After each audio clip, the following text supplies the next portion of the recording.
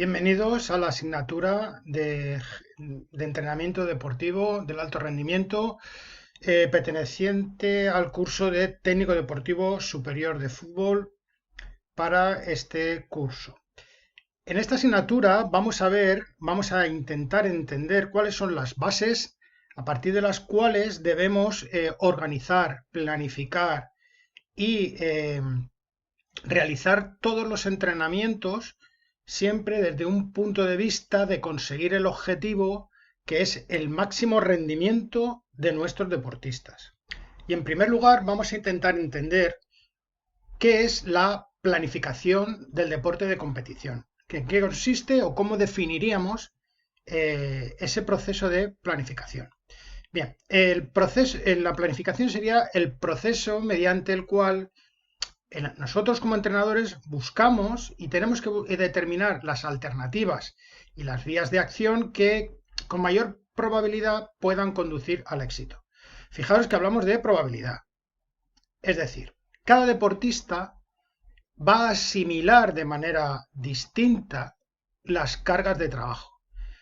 Pensar que nosotros, en nuestro caso, desde el punto de vista del entrenador de fútbol, tenemos una plantilla que está compuesta por un número de jugadores, aproximadamente 25, y evidentemente no todos van a asimilar de la misma forma las cargas de entrenamiento, con lo cual deberíamos intentar individualizar lo máximo posible. Evidentemente, sobre todo cuando hablamos desde el punto de vista de fútbol amateur o fútbol semiprofesional, pues la posibilidad de tener un amplio equipo de trabajo es muy complicado, ¿vale? Y muchas veces el entrenador, su ayudante y el preparador físico no llegan a abarcar todo eso que hoy día nos pide el entrenamiento del alto rendimiento. Bueno, al fin y al cabo, ¿en qué consiste esta planificación? Pues consiste en decidir con antelación qué se va a hacer en el futuro, ¿vale? O sea, es decir, yo ya tengo que tener un plan de acción, un trabajo preparado de cara a lo que diríamos el desarrollo de la temporada.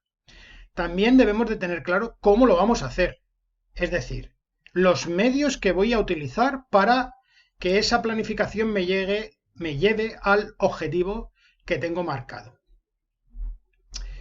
Y esto requiere una adecuada evaluación y una adecuada viabilidad en función de las circunstancias que van a rodear al deportista y al equipo.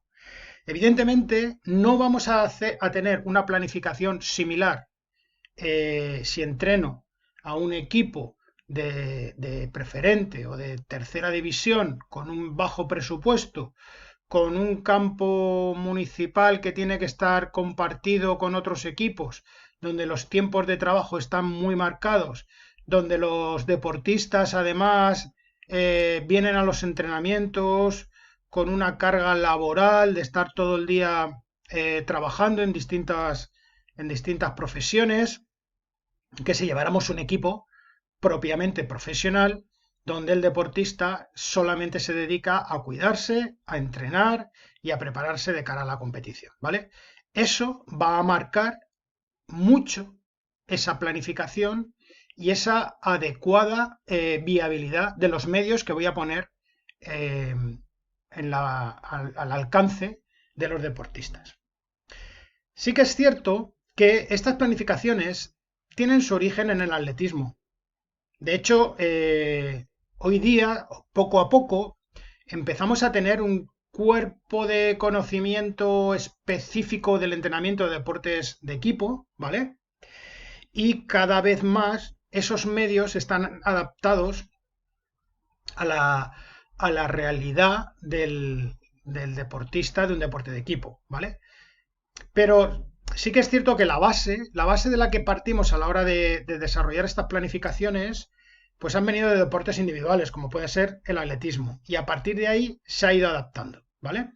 Pero sí que es cierto que nosotros debemos de conocer esos principios del entrenamiento, que ya lo hemos visto en cursos anteriores, ¿vale? Os recuerdo que tanto en en ciclo inicial como en ciclo final, en la asignatura de entrenamiento deportivo, pues ya hemos hablado de los principios del entrenamiento.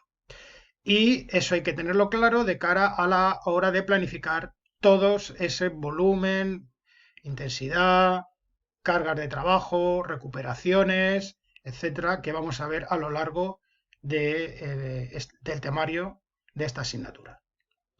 En base a lo anteriormente comentado, pues vamos a ver algunos ejemplos de planificaciones fundamentalmente dependientes de los factores físicos.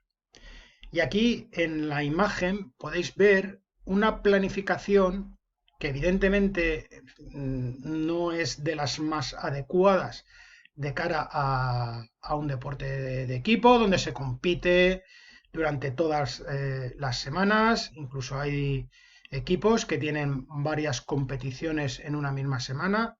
Bueno, en este caso sería buscando un punto óptimo de forma en un momento puntual de la temporada. En este caso, el pico de forma lo buscaremos en el mes de noviembre, como podéis ver aquí, donde intentaremos que el deportista rinda al máximo en una competición concreta, ¿vale? ¿Cómo se dividen este tipo de planificaciones? Pues como veis, tiene como 3 fases, 4 podríamos dividir, donde hay una fase general, donde predomina el volumen sobre la intensidad, que va progresando poco a poco. Luego tenemos una base específica o una fase específica, donde poco a poco vamos afinando al deportista y vamos cambiando los medios de entrenamiento que se van cada vez más aproximando a la realidad de la competición.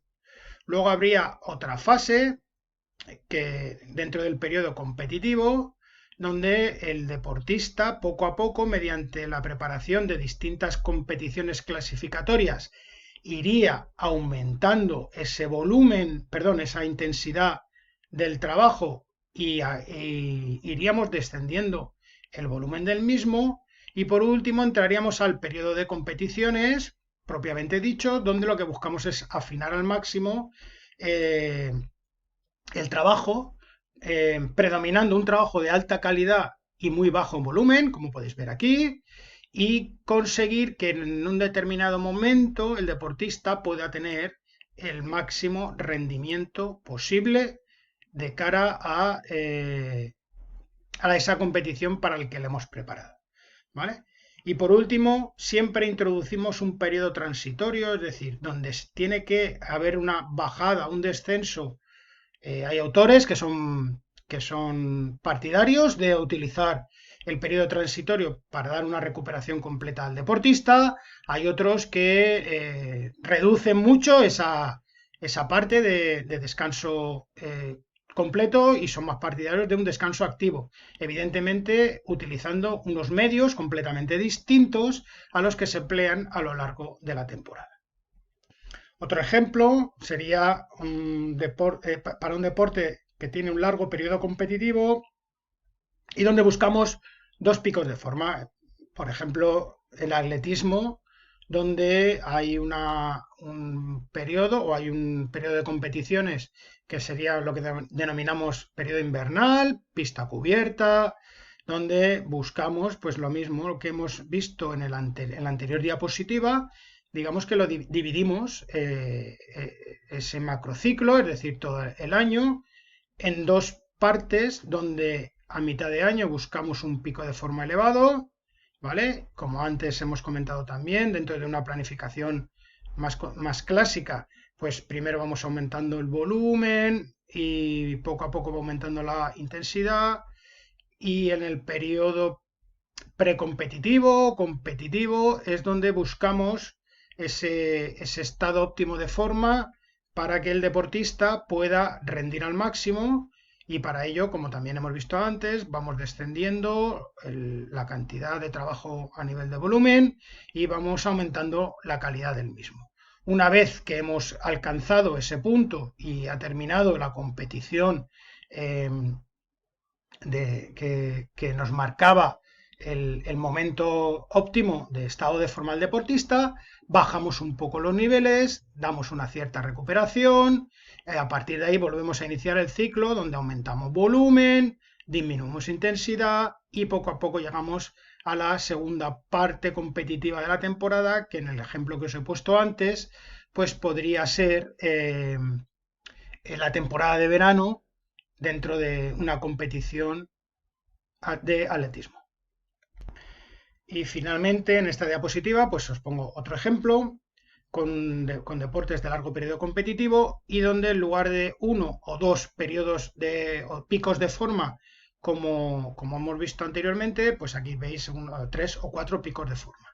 Evidentemente, y vuelvo a insistiros, esto tendría sentido para un deporte colectivo como es el nuestro, como es el fútbol, donde competimos todas las semanas y que desde que el principio de la temporada debemos de tener al equipo a un alto porcentaje de capacidad de rendimiento para poder mantener a lo largo de todo ese ciclo competitivo una buena prestación de todos los futbolistas.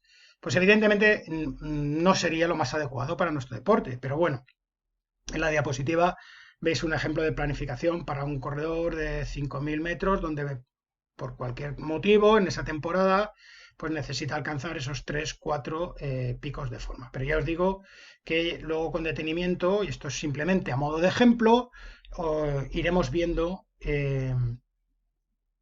más específicamente cómo se debe orientar la planificación dentro de los deportes de equipo. Seguimos luego en el siguiente vídeo. Un saludo y hasta luego.